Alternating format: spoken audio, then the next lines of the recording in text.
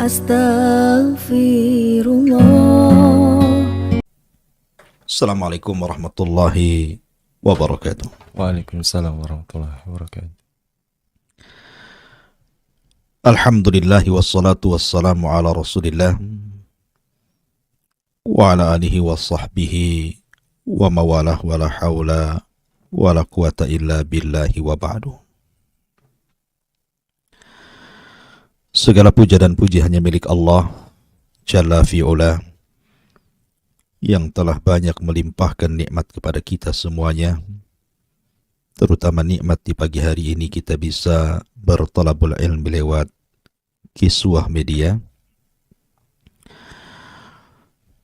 Tak lupa tentunya salawat teriring salam kita haturkan kepada baginda yang mulia Nabi besar Muhammad sallallahu alaihi wasallam. Allahumma salli ala Muhammad wa ala alihi wa sahbihi wa man sara ala nahjihi ila yaumiddin.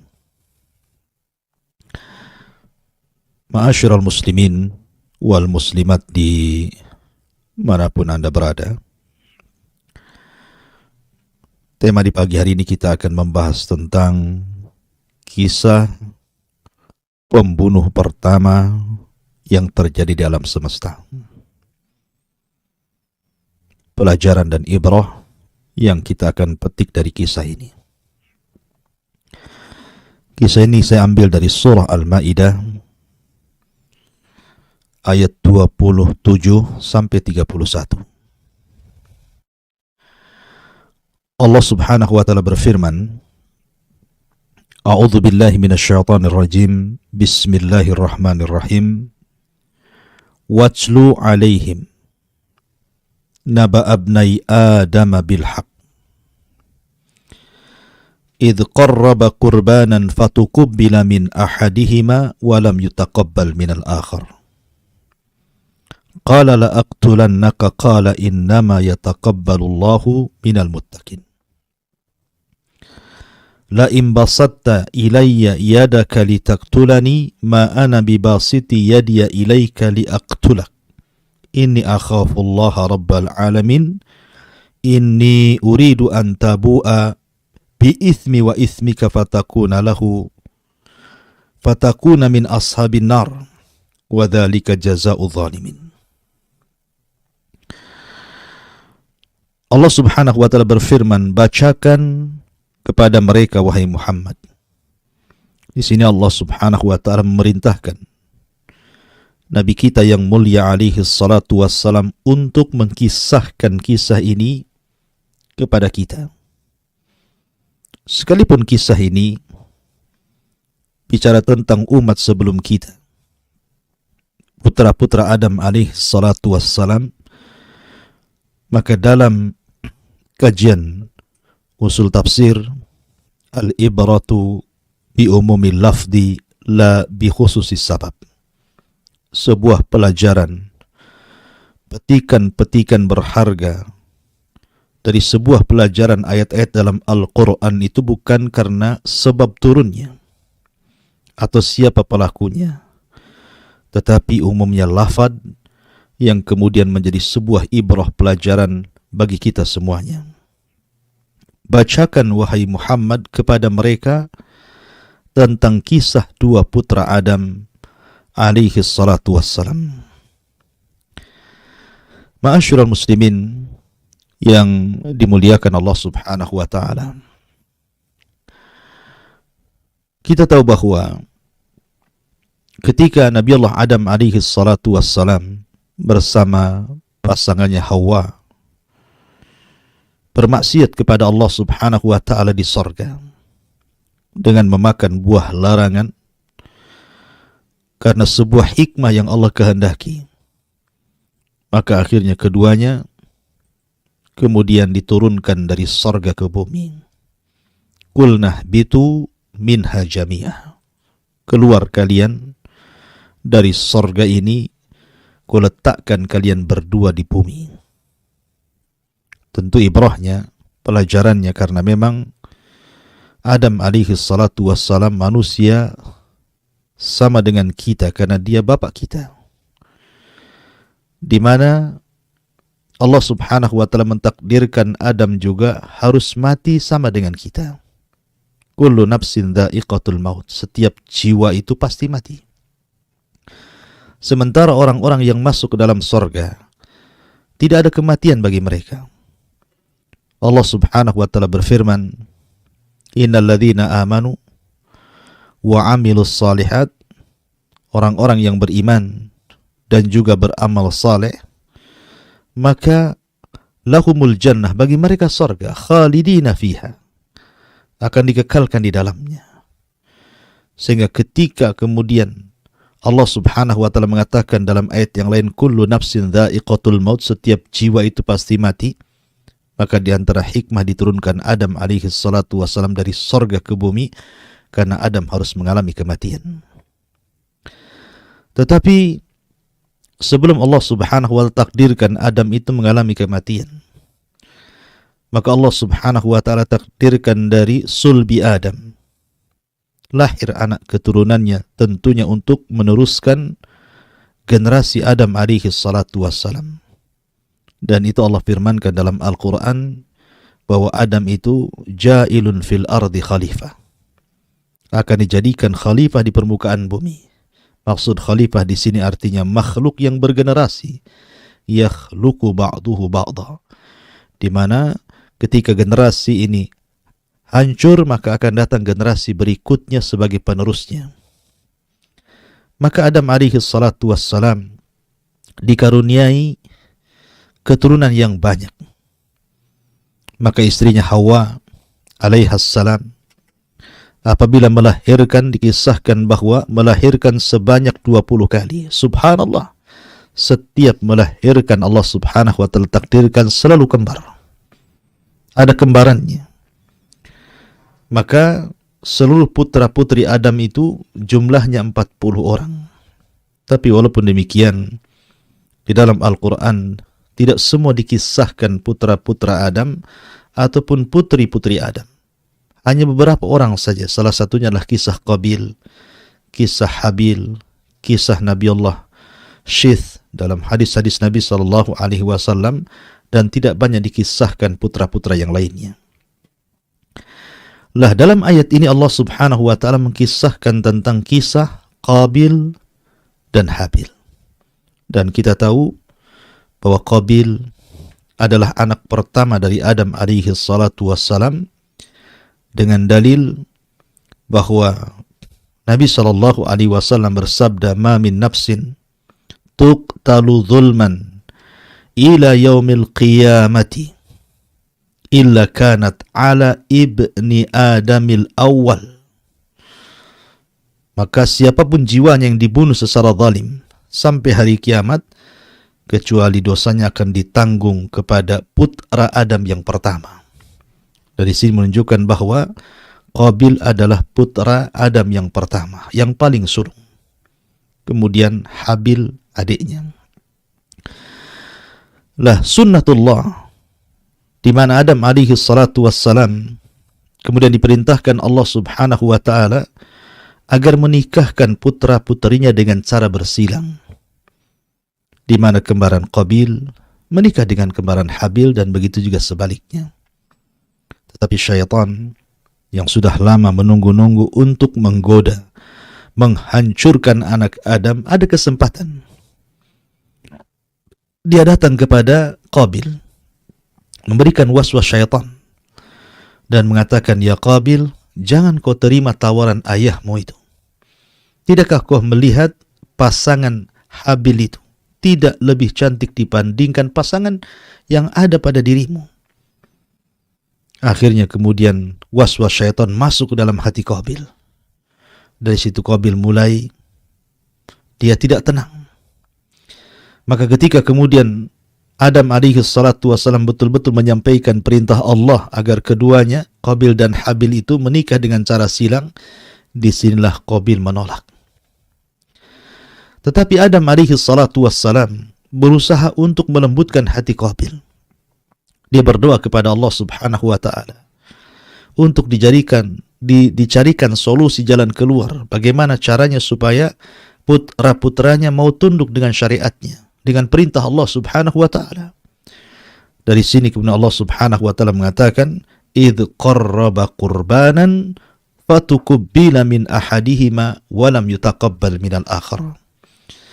Maka Allah Subhanahu wa taala perintahkan kepada kudanya untuk berkurban. Dan kurban di zaman itu tentu berbeda dengan kurban di zaman kita kaum muslimin. Syariat Islam hanya dibolehkan dari binatang-binatang ternak, sapi, unta, kambing. Tapi di zaman itu kurban bisa dengan apapun. Bisa dengan buah-buahan, bisa dengan peternakan. Lah kebetulan Habil lah sahibul masyiyah. Memang dia suka berternak kambing. Sementara Qabil adalah sahibul zar'i. Memang dia adalah tukang kebun, memiliki kebun. Dan memiliki tanaman-tanaman yang berbuah. Akhirnya kemudian Allah Subhanahu wa taala perintahkan kepada Adam untuk berkurban keduanya. Maka Habil karena mewarisi sifat-sifat Adam alaihi salatu wassalam. Sehingga sebagian ulama mengatakan kalaulah seandainya Habil itu hidup tentu pantas dia jadi seorang nabi. Dalilnya adalah ketika Habil meninggal dibunuh oleh Qabil. Maka Adam sedih. Akhirnya Allah Subhanahu wa taala ganti dengan lahirnya keturunan Adam yang lainnya yang kemudian disebut dengan Syith. Syith akan menjadi seorang nabi sepeninggal Adam alaihi salatu wassalam, dan Syith adalah hibatullah, pemberian Allah Subhanahu wa taala untuk Adam karena kematian Habil. Jadi Habil ini orangnya saleh, orangnya baik, mewarisi sifat-sifat Adam alaihi salatu wassalam, berbeda dengan Qabil. Qabil justru sebaliknya dibandingkan Habil. Maka ketika kemudian berkurban, karena Habil ini sahibul masyiyah, memiliki banyak ternak, dan dia tahu hak dan kewajiban dia harus seperti apa ketika melaksanakan kewajiban Allah Subhanahu wa taala, maka dia berikan kurban terbaiknya. Diambilnya kambing tergemuk, terindah, diambilnya kambing yang pantas dan layak untuk dikorbankan kepada Allah Subhanahu wa taala. Berbeda dengan Habil. Berbeda dengan Qabil. Qabil ini karena sudah dihantui dengan hasad, dihantui dengan kedengkian kepada saudaranya Habil, sehingga dia kemudian berkurban dengan asal-asalan. Dia tidak mengambil buah-buahan yang bagus, buah-buahan yang layak dimakan, buah-buahan yang pantas dikorbankan kepada Allah Subhanahu wa taala, tapi dengan buah-buahan yang hina, buah-buahan yang rendah. Seandainya diberikan kepada orang pun tidak mau. Akhirnya kemudian kedua orang ini berkorban, kemudian dibawa ke atas gunung dan bukit. Allah Subhanahu wa taala ingin menunjukkan siapa yang diterima, siapa yang ditolak. Maka setelah kemudian korbannya berada di atas gunung itulah Allah Subhanahu wa taala mengirim halilintar. Kemudian membakar salah satu dari keduanya. Begitulah tanda Allah menerima korbannya. Ya'ti bi kurbanin ta'kuluhun nar. Di mana datang kurban, maka api saja akan datang melahapnya. Maka itu menunjukkan diterima kurban salah seorang dari yang berkurban. Dan Allah takdirkan rupanya yang diterima adalah kurbannya Habil, dan Allah menolak kurbannya Qabil. Dari sini Allah mengatakan, fatukubbina min ahadihima walam yutaqabbal minal akhar. Allah terima yang satunya dan Allah tolak yang lainnya. Maka karena hasad yang luar biasa dari hati yang paling dalam Qabil, kedengkian, kebencian kepada Habil, terpikirlah oleh Qabil untuk membunuh saudaranya. Subhanallah, ketika itu tidak ada manusia yang berpikir untuk membunuh. Karena memang belum terjadi pembunuhan sama sekali. Belum ada orang mati. Baik mati secara wajar ataupun mati karena dizalimi orang.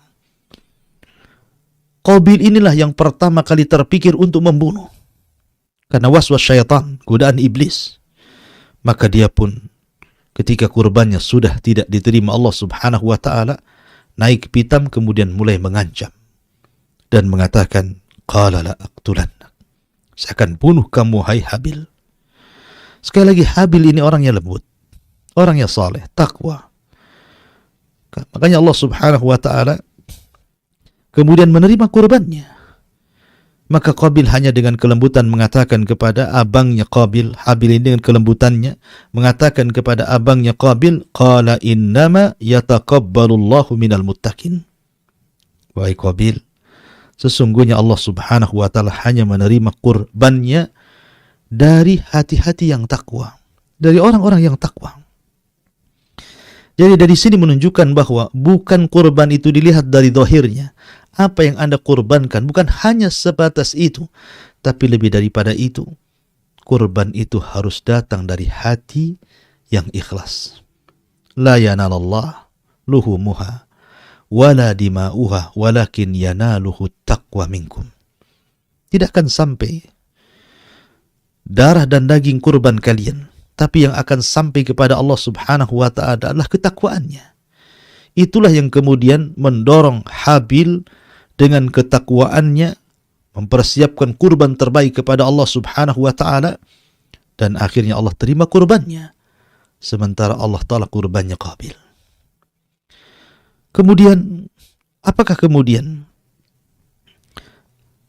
Qabil sadar setelah diingatkan oleh Habil bahwa Allah hanya menerima kurbannya dari orang-orang yang bertakwa? Rupanya tidak. Ketika kemudian kelembutan Habil mengatakan, la imbasatta ilayya yadaka litaktulani ma ana bibasiti yadiya ilayka liaktulak inni akhafullaha rabbal alamin inni uridu an tabu'a bi ismi wa ismika fatakuna min ashabin nar wa dhalika jazaa'u zalimin. Kata Habil kepada Qabil, ya Qabil, kalau engkau memang ingin menjulurkan kedua tanganmu untuk membunuh diriku, silahkan. Saya tidak akan membunuh kamu. Saya tidak akan melawan kamu. Kenapa? Satu, karena aku takut kepada Allah Subhanahu wa ta'ala, Rabb semesta alam, yang telah menciptakan diriku, mengatur diriku, menguasai diriku. Aku takut kepada Allah. Saya tidak akan melawanmu.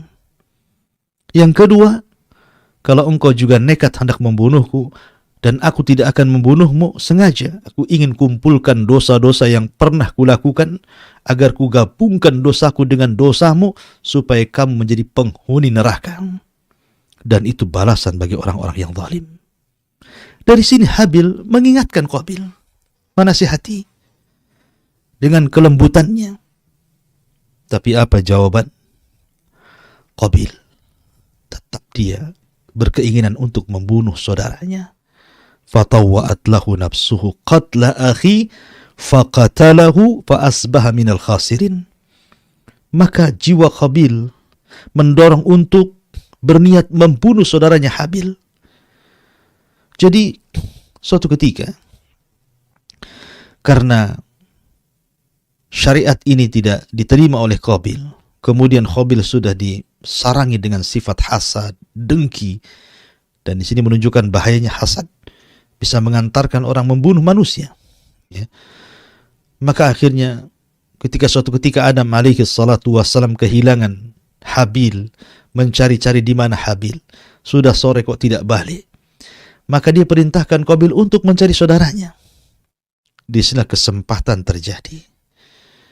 Maka ada istilah bahwa kejahatan itu bukan hanya datang dari niat pelakunya, tapi juga karena ada kesempatan. Maka di sini ada kesempatan yang luar biasa dari Qabil ini. Dia cari abangnya, dia cari saudaranya. Rupanya setelah ketemu, Habil ini sedang terbaring kelelahan, keletihan karena habis menggembala kambing. Maka syaitan pun datang kembali memberikan was-was kepada Qabil untuk membunuh saudaranya. Diambillah sebuah batu. Dalam riwayat yang paling sahih, diambil sebuah batu. Kemudian Qabil mendekati Habil yang sedang terbaring, tertidur. Tiba-tiba kemudian batu itu ditimpakan ke muka Habil yang sedang tidur, hancurlah kepalanya. Maka Allah katakan, faqatalahu fa asbaha minal khasirin. Maka Qabil pun berhasil membunuh saudaranya Habil, maka dia termasuk hamba Allah yang rugi. Terjadi pembunuhan pertama di alam semesta. Mulai daripada niat untuk membunuh, niat buruk untuk membunuh, berakhir menjadi sebuah kenyataan betul-betul dibunuh. Maka meninggallah Habil di tangan Qabil. Subhanallah. Kita tahu bahwa ada kisah yang menarik dari kisah Utsman ibn Affan radhiyallahu anhu. Utsman adalah maktul, yang dibunuh secara zalim. Ketika orang-orang Sabaiyah mengepung rumahnya selama 40 hari, Utsman tidak bisa keluar, jangan lagi ke pasar, ke masjid saja, yang masjid itu merupakan masjid Nabi. Dia yang meluaskan masjid itu, tidak bisa keluar. Tidak ada pasokan makanan dan minuman karena rumahnya dikepung. Sementara penduduk Madinah dalam kondisi ketakutan luar biasa. Karena tentara Khawarij yang dipimpin oleh Abdullah ibn Sabah, mereka terlampau garang sehingga banyak orang yang takut. Ketika itu banyak para sahabat Nabi SAW seperti Abu Hurairah radhiyallahu an, Ibnu Umar radhiyallahu an, bahkan Hasan dan Husain menawarkan diri untuk melindungi Utsman. Tapi Utsman radhiyallahu an kemudian memerintahkan agar sahabat-sahabat tidak ada yang terlibat dalam kasus dirinya karena dia takut ada darah orang lain yang tertumpah di situ. Utsman hanya mengatakan persis seperti apa yang dikatakan Habil kepada Qabil. Kata Utsman, la im basatta ilayya yadaka litaqtulani ma ana bibasiti yadiya ilaika liaqtulak. Ini akhafullah rabbal alamin. Kata Utsman, kalau memang orang-orang Khawarij itu hendak membunuhku, silahkan. Saya tidak akan mengerahkan pasukanku untuk menyerang mereka atau membunuh mereka. Kita tahu Utsman ini khalifah kuat. Pasukannya di mana-mana. Pasukan tempurnya luar biasa. Sudah banyak kemudian membebaskan kota-kota. Tetapi Utsman ingin seperti Habil ketika menghadapi saudaranya Qabil. Kalau engkau ingin membunuhku, silahkan. Tapi aku tidak hendak membunuhmu. Aku hanya ingin menggabungkan dosaku dengan kalian supaya kalian menjadi penduduk neraka, dan itu balasan bagi orang-orang yang zalim. Makanya kata para ulama mengatakan Utsman adalah Habilnya umat ini, karena dia tidak membalas serangan yang dilakukan orang-orang Khawarij. Ma'asyiral muslimin, para pendengar yang dimuliakan Allah Subhanahu wa taala. Ketika kemudian Habil meninggal dunia, ada yang mengatakan Qabil kebingungan karena ketika itu belum ada syariat fardu kifayah. Lain dalam Islam, kalau ada orang meninggal, kita mandikan, kita kafankan, kita salatkan, kita kuburkan. Begitulah syariat yang diajarkan kepada kita dalam hal fardu kifayah. Tapi ketika itu kan tidak ada. Belum ada orang yang mati. Adam masih hidup, Hawa juga masih hidup, anak-anak Adam yang lainnya masih hidup. Belum ada satu pun jenazah ketika itu. Sehingga kemudian Qabil ini bingung. Bagaimana caranya? Bagaimana caranya mengurus jenazah? Ada yang mengatakan bahwa jasad Habil itu disembunyikan Qabil selama 1 tahun karena tidak tahu harus diapakan. Walaupun ada sebagian para ulama mengatakan pendapat sautan terlampau jauh, tetapi itu yang masyhur dalam kisah-kisah.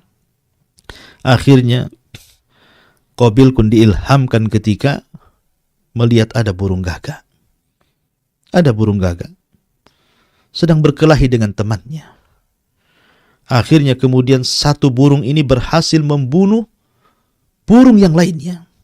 Setelah berhasil dibunuh, maka burung yang menang dalam perkelahian itu tiba-tiba kemudian mengorek lubang, kemudian menarik jasad kawannya, dimasukkan ke lubang itu, kemudian dikorek lagi dan dikuburkan. Dari sini kemudian Qabil terfikir, kenapa tidak aku lakukan seperti yang dilakukan burung itu? Makanya Allah Subhanahu wa taala berfirman, "Faba'atsallahu ghuraban yabhathu fil ardi liyuriyahu kaifa yuwari sawata akhi." Kaifa yuwari sawata akhi?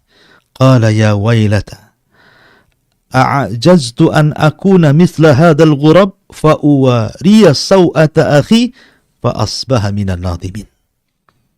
Maka Allah Subhanahu wa taala mengutus seekor burung gagak untuk berputar-putar di bumi, untuk menutupi bagaimana caranya menutupi aib saudaranya, jenazah saudaranya. Maka ketika Qabil memperhatikan burung gagak itu, maka Qabil pun berkata dalam hatinya, celaka diriku, kenapa aku lemah untuk seperti seekor burung yang berusaha untuk menutupi jasad saudaranya.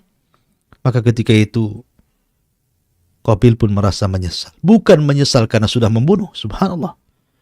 Bukan menyesal karena sudah mendolimi saudaranya, tapi menyesal kok saya tidak sepandai burung itu.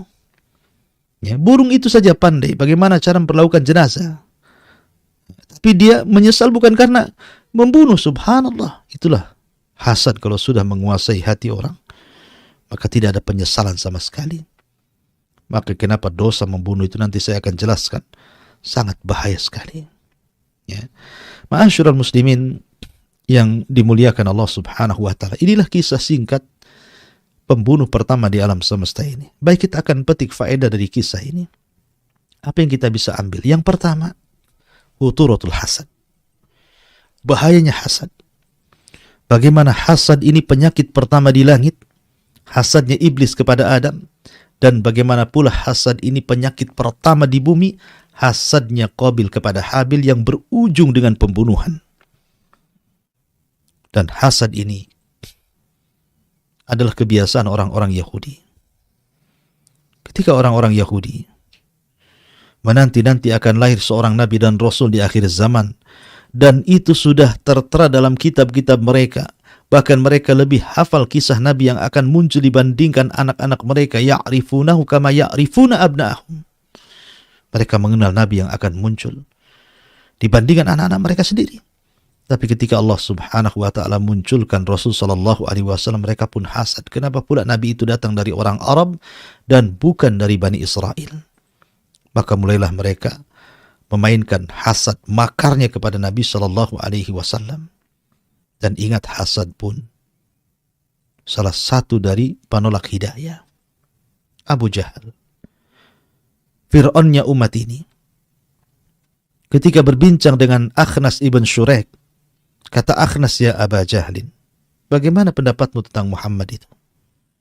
Maka Abu Jahal mengatakan, sesungguhnya aku tidak melihat ada kedustaan di raut mukanya. Seolah-olah Abu Jahal membenarkan. Bahkan Abu Jahal pun suka mendengar Al-Quran dibaca Nabi SAW. Kata Akhnas, ya Aba Jahlin, kalau memang engkau mengakui bahwa Muhammad itu orangnya jujur, apa yang disampaikannya benar, kenapa kau tidak menjadi pengikutnya? Akhirnya kemudian Abu Jahal menceritakan alasannya yang inti kisah ini yang menghalangi Abu Jahal untuk masuk dalam Islam karena dua perkara, al-hasadu wal kibru. Hasadnya dia kepada kabilah Bani Manaf dan juga kesombongan sehingga terhalang hidayah Allah Azza wa Jalla. Persis seperti penyakit iblis. Aba wastakbara wa kana minal kafirin. Enggan, sombong, dan termasuk orang kafir. Jadi hasad itu bahaya. Saking bahayanya Allah subhanahu wa ta'ala menyuruh kita untuk berlindung. Kul a'udhu birabbil falak. Salah satunya min syarri hasidin idha hasad. Dari keburukan orang yang hasad ketika dia memainkan hasadnya. Yang kedua, huturatul qatli. Di sini bahaya membunuh. Akhir-akhir ini kita melihat sudah mulai banyak aksi-aksi peledakan, aksi-aksi bom bunuh diri, mengatasnamakan Islam dan kaum muslimin, mengatasnamakan jihad dan li'ala'i kalimatillah. Ikhwatu fiddin, para pendengar dan para pemirsa Kiswah TV yang dimuliakan Allah Azza wa Jalla. Siapa bilang? Saya katakan itu omong kosong.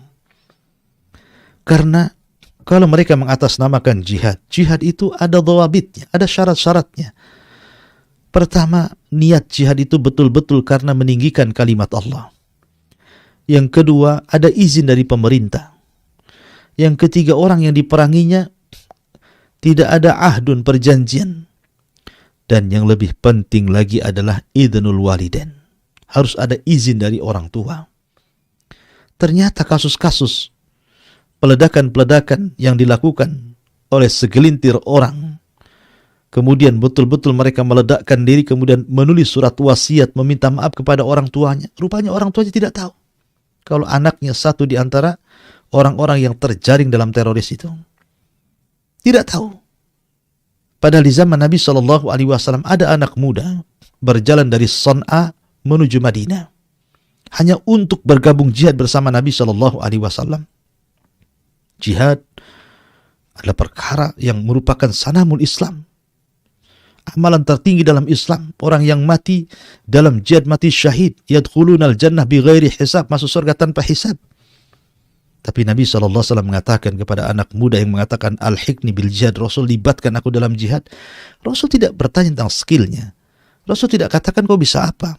Bisa berperang, bisa memakai pedang, bisa memanah, berkuda, sudah berapa kali kau membunuh. Tidak. Nabi SAW tidak membahas soal skill jihad. Yang ia tanyakan, ahayyun walidaik, apakah hidup kedua orang tuamu? Kata anak muda ini, ya wahai Rasul. Kata Nabi SAW, irji fafihima fajahid. Pulang kau.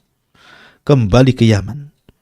Berbuat baiklah kepada kedua orang tuamu. Itulah jihadmu. Seolah-olah Rasul mengatakan bahwa berbuat baik kepada orang tua jauh lebih besar pahalanya dibandingkan kau mati syahid.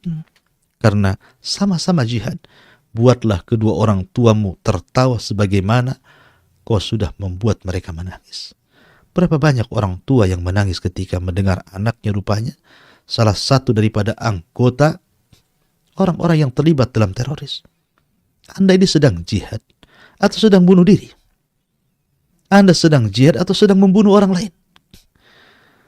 Karena Nabi SAW dalam riwayat Abdullah bin Abbas radhiyallahu anhuma, ketika dia menceritakan tentang masalah hadis qisas pada hari kiamat, maka orang-orang yang dibunuh di bumi akan datang menghadap Allah Subhanahu wa ta'ala kelak pada hari kiamat dengan menenteng kepalanya, kemudian menyeret orang yang membunuhnya, kemudian mendekati arsy Allah Subhanahu wa ta'ala dan mengatakan, ya Rabb, sal hadha lima qatalani. Ya Rabb, sal hadha lima qatalani. Wahai Rabb, tanya orang ini kenapa dia sampai membunuhku. Terkadang ada satu keluarga dilibatkan suaminya, dilibatkan istrinya, bahkan anak-anak yang masih kecil pun dilibatkan untuk melakukan peledakan. Sama saja Anda membunuh anak Anda. Anak Anda tidak tahu apa-apa. Sementara Allah mengatakan wal mau'udatu su'ilat bi ayyi dzambin qutilat. Dan bayi-bayi yang kau bunuh tanpa ada hak yang benar itu akan datang kepada Allah, atas dosa apa kau libatkan aku sehingga kau bunuh diriku. Ya. Jadi dosa membunuh ini bukan dosa biasa. Makanya ketika Allah Subhanahu wa ta'ala menceritakan tentang kisah Qabil dan Habil ini, lihat pada ayat ke-22-nya. Bagaimana Allah Subhanahu wa ta'ala mengancam min ajli dzalik, karena sebab itu, maksudnya pembunuhan Qabil kepada Habil itu. Katabna ala bani Israel, kami tetapkan kepada Bani Israel, annahu man qatala nafsan bighairi nafsin aw fasadin fil ardi faka'annama qatala an-nasa jami'a wa man ahyaha faka'annama ahyan nasa jami'a. Maka barang siapa membunuh satu jiwa tanpa ada sebab yang benar atau merusak di bumi, maka seolah-olah dia telah membunuh manusia semuanya. Jadi di sini Allah Subhanahu wa ta'ala mengatakan bolehnya seseorang dibunuh itu karena dua perkara. Bi ghairi nafsin, dia pernah membunuh jiwa, maka qisas dia harus dibunuh. Yang kedua, au fasadin fil ardi, atau dia merusak di bumi. Sekarang pertanyaannya, apakah orang yang Anda bunuh itu pernah membunuh keluarga Anda? Ataukah dia orang-orang yang merusak di bumi sehingga Anda bunuh? Apa hak Anda membunuh orang lain, menghilangkan nyawa dengan murahnya? Sementara Allah Subhanahu wa ta'ala mengatakan siapa yang membunuh satu jiwa seolah-olah Anda membinasakan satu jiwa, semua jiwa satu dunia ini. Sebagaimana ketika Anda menolong seseorang, akhirnya dia selamat dari kematian, maka seolah-olah Anda menghidupkan semua jiwa satu bumi ini. Dari sini menunjukkan bahwa jiwa manusia itu sangat berharga, bahkan dibandingkan dunia dan isinya sekalipun. Bahkan kalau seseorang berusaha untuk menghancurkan Ka'bah sekeping demi sekeping, itu dosanya tidak lebih besar dibandingkan seorang meneteskan darah seorang muslim. Bahkan kalau seandainya penduduk bumi dan langit berkumpul untuk membunuh satu jiwa, maka itu sudah menghalalkan Allah untuk mengirim azabnya bagi penduduk langit dan bumi.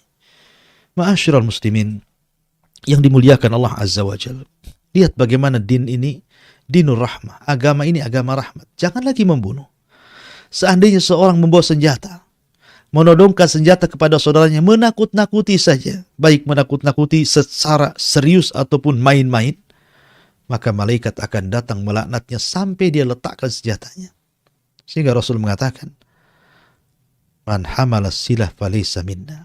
Siapapun yang membawa senjata untuk ditodongkan kepada kaum muslimin, maka dia bukan umat Nabi Shallallahu Alaihi Wasallam. Karena bagaimanapun keamanan itu nikmat besar.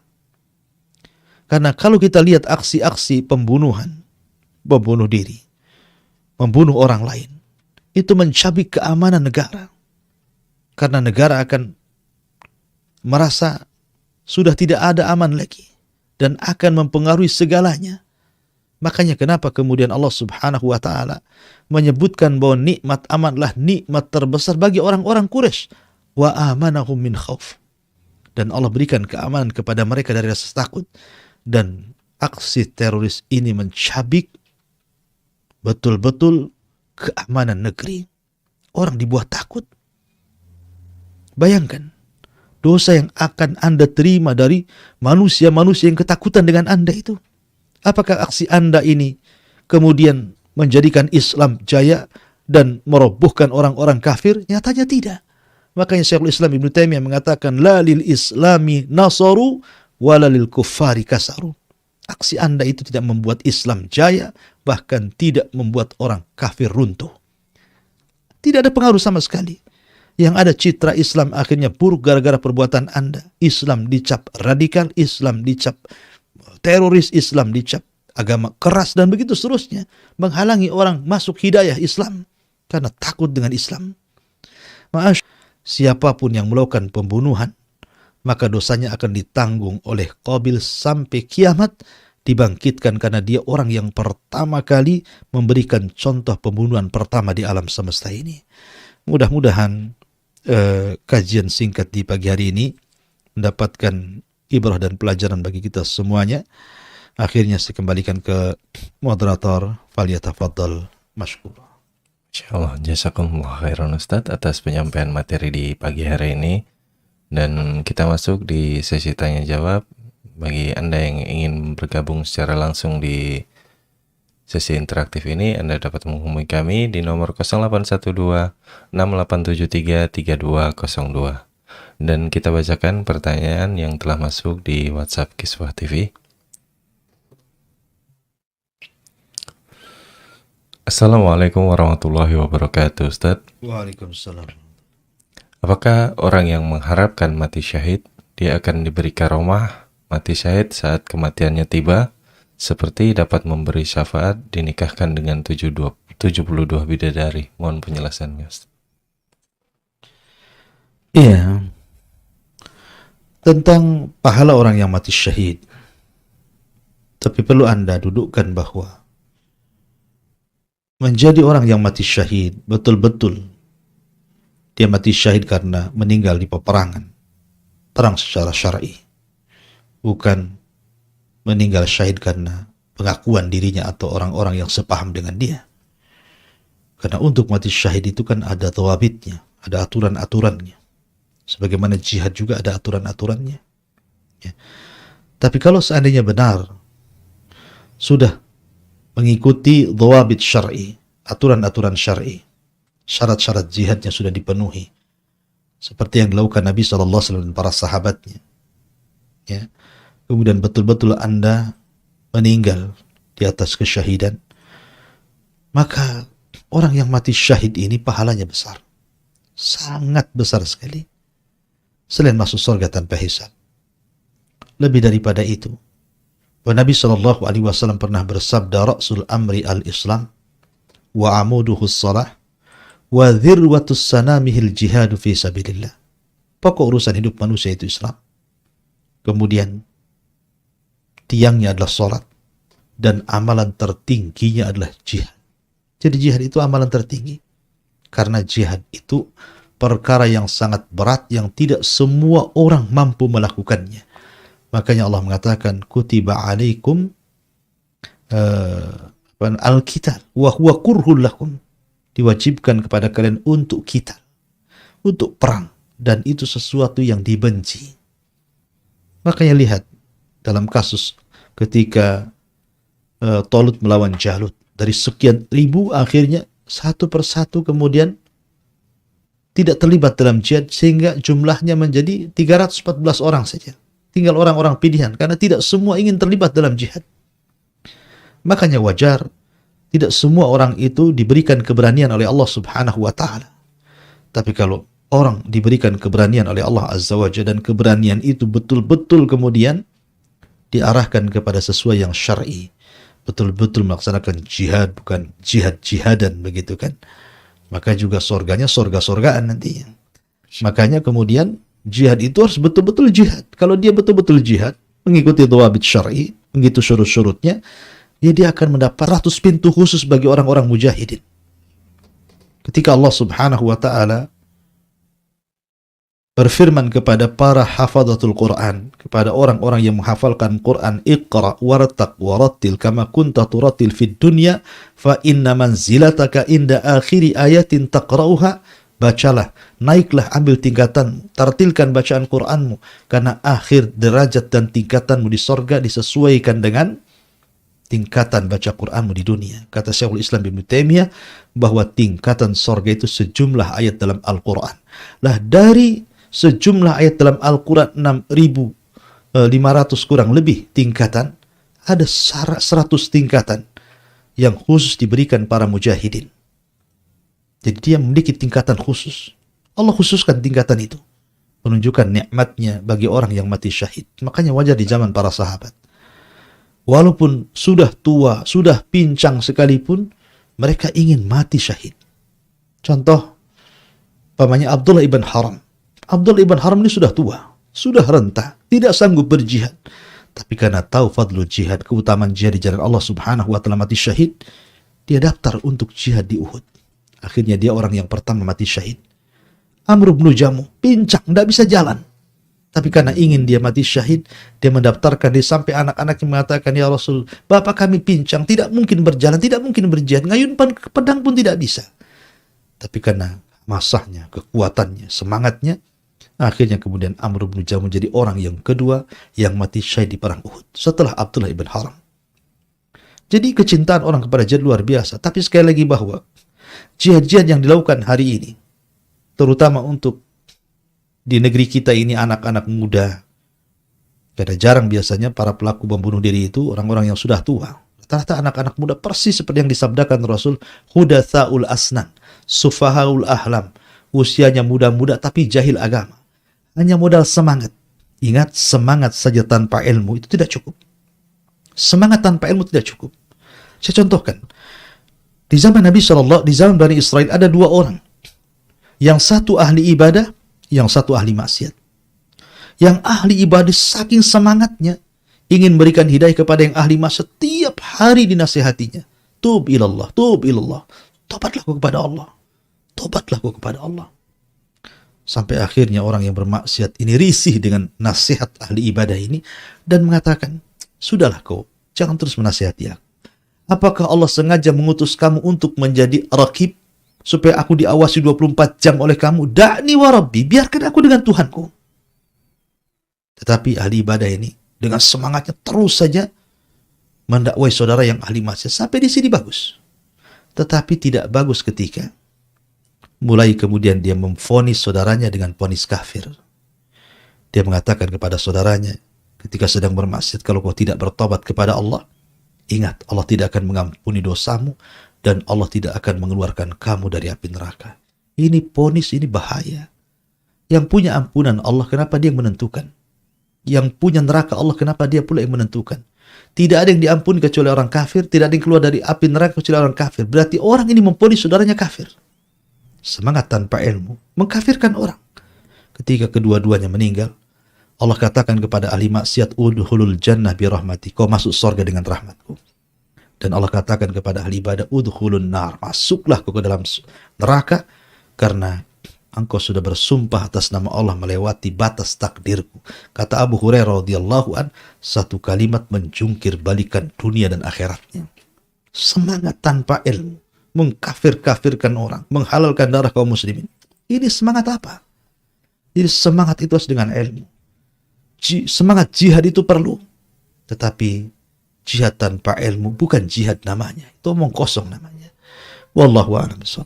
Masya Allah, jazakallah khairan Ustaz atas penjelasannya. Dan kita lanjutkan pertanyaan di sosial media Kiswah. Assalamualaikum warahmatullahi wabarakatuh Ustaz. Waalaikumsalam.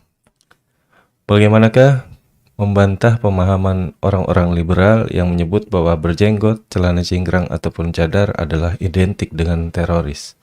Dan mohon penjelasannya, apakah terkait teroris berasal dari bibit-bibit pemahaman Khawarij Ustadz, ataukah ada firqah-firqah lain dalam Islam ini yang menyimpang selain Khawarij tersebut? Ya, alhamdulillah. Kalau kita berpikir, punya akal sedikit, yang mendorong orang melakukan bom bunuh diri itu bukan karena pakaian, bukan karena janggut, bukan karena cingkrang, bukan karena cadar. Nggak ada kaitannya. Bom bunuh diri lain, berpakaian lain. Karena pakaian tidak mungkin mendorong orang untuk melakukan aksi itu. Aksi itu hanya terdorong karena sebuah ideologi, karena sebuah pemahaman sesat yang bersarang di otak dia. Itu yang menyuruh dia melakukan aksi itu. Nggak ada kaitan. Sebab kalau seandainya seseorang itu lantaran dia cingkrang, lantaran dia berjanggut, lantaran dia bergamis, tentu yang paling teroris adalah Nabi SAW. Rasul berjanggut, Rasul cingkrang, Rasul bergamis, istri-istrinya bercadar. Kalau itu yang mendorong orang melakukan aksi bom bunuh diri, maka Rasul adalah orang yang mencontohkan terorisme. Dan istri-istrinya adalah istri-istri teroris. Tetapi Nabi SAW dengan pakaian yang seperti itu adalah Nabi rahmat. Nabi yang membawa pesan rahmat. Inna arsalnaka rahmatan lil alamin. Kami utus engkau Muhammad untuk menjadi rahmat, penebar kasih sayang. Jadi bukan itu yang mendorongnya. Yang mendorong orang melakukan aksi itu karena ideologi sesat. Salah satunya adalah ideologi Khawarij, yang sudah ada cikal bakalnya di zaman Rasulullah SAW, yang diasas oleh Khurqus ibn Zuhair at-Tamimi. Kemudian di zaman Uthman oleh Abdullah ibn Sabah. Kemudian di zaman Ali radhiyallahu an oleh pasukan yang keluar dari Ali, kemudian bertinggal di Harura, kemudian menjadi cikal bakal Khawarij sampai hari ini. Adapun apakah ada firqah lagi? Ada, seperti Syiah. Syiah menghalalkan darah. Syiah itu mereka mengkafirkan di luar kelompoknya. Ya. Jadi kita ahli sunnah wal jamaah sangat jauh dari pemahaman itu. Dan sekali lagi, jangan identikkan sebuah aksi-aksi peledakan itu dengan sunnah-sunnah Nabi. Karena berjanggut itu sunnah Nabi, cingkrang itu sunnah Nabi, menggunakan pakaian tertutup bercadar itu Nabi SAW yang menyuruh istri-istrinya, ya ayyuhan nabi qul li azwajika wa banatika wa nisa'il muslimina yudnina 'alaihinna min jalabibihin. Wahai Nabi, katakan kepada istri-istrimu, anak perempuanmu, wanita-wanita kaum muslimin, untuk melembrehkan jilbab-jilbab mereka, menutup aurat-aurat mereka. Ketika ada sebagian sahabat memahami ayat ini maksudnya melembrehkan jilbab itu menutup semua dari kepala sampai kaki, ya, dan boleh menampakkan satu matanya. Sampai ada sahabat yang mengatakan seperti itu. Artinya bahwa tidak ada identik terorisme ini dengan baju dan penampilan.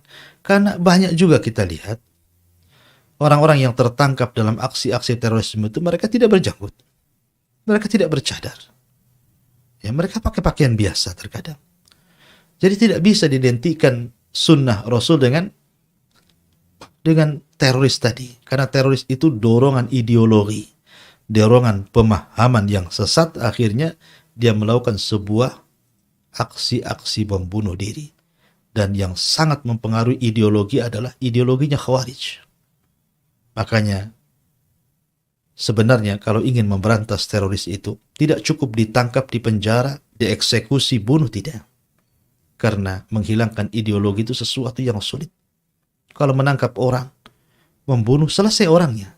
Tapi kalau ideologinya kemudian sudah tersebar di mana-mana. Makanya ketika para ulama mendefinisikan tentang makna Khawarij, kata para ulama, Khawarij itu satu, orang yang suka memberontak pemerintah.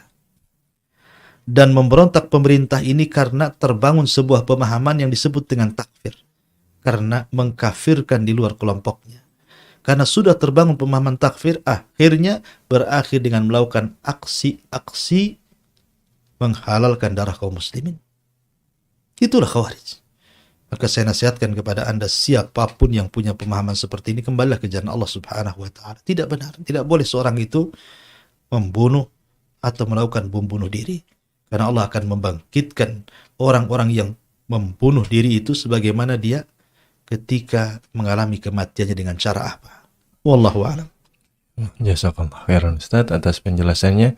Dan satu pertanyaan terakhir Ustaz. Assalamualaikum warahmatullahi wabarakatuh. Waalaikumsalam. Saya pernah membaca beda dari Rasul dan Nabi itu bahwa kalau Rasul diutus dengan membawa syariat baru, sedangkan Nabi tidak membawa syariat baru tapi hanya ikut syariat yang sebelumnya. Lalu bagaimanakah halnya dengan Nabi Adam alaihissalatu wassalam? Mengapa tidak termasuk Rasul padahal sebelumnya tidak ada syariat Ustaz? Jazakallah khair. Ya, alhamdulillah. Perbedaan ulama tentang masalah perbedaan Nabi dan Rasul ini banyak. Ada yang mengatakan setiap Rasul pasti dia Nabi. Tapi tidak setiap Nabi dia harus Rasul. Atau setiap Rasul itu menyampaikan risalah kepada orang banyak. Tapi Nabi hanya kepada kaumnya saja. Ada juga yang mengatakan Rasul itu dia datang dengan membawa syariat baru. Tapi Nabi mengikuti syariat lamanya. Dan pendapat yang kuat yang terakhir, Rasul itu diutus kepada kaum yang bertentangan akidah kaum dengan Rasulnya. Tapi Nabi diutus kepada kaum yang tidak bertentangan akidah Nabi dengan kaumnya. Adam berdakwah kepada anak-anaknya. Tidak ada yang melakukan kesyirikan. Adam itu berdakwah kepada anak-anaknya semuanya. Tidak ada yang melakukan kesyirikan di antara anak-anaknya. Nabi Syith berdakwah kepada kerabat-kerabatnya. Dan tidak ada yang melakukan kesyirikan. Kemudian Nabi Idris lebih luas lagi. Bukan hanya kepada saudara-saudaranya, kepada kerabat-kerabatnya, kepada paman-pamannya, yang mungkin lebih jauh lagi. Pun belum ada kesyirikan. Artinya Adam, Syith, dan Idris, mereka Nabi. Karena tidak bertentangan antara akidah kaum dengan nabinya. Beda dengan Nuh. Nuh diutus kepada kaum, muncul kesyirikan di situ. Artinya Nuh dengan kaumnya berbeda akidahnya. Karena satu penyembah berhala, dan nabinya mentauhidkan Allah. Maka kata Syekh Albani rahimahullah ta'ala, inilah pendapat yang lebih kuat bahwa perbedaan Nabi dan Rasul. Kalau Nabi diutus kepada kaum yang tidak bertentangan akidah mereka dengan nabinya, tapi kalau Rasul itu diutus kepada kaum yang bertentangan akidah antara kaum dengan Rasulnya. Wallahu a'lam.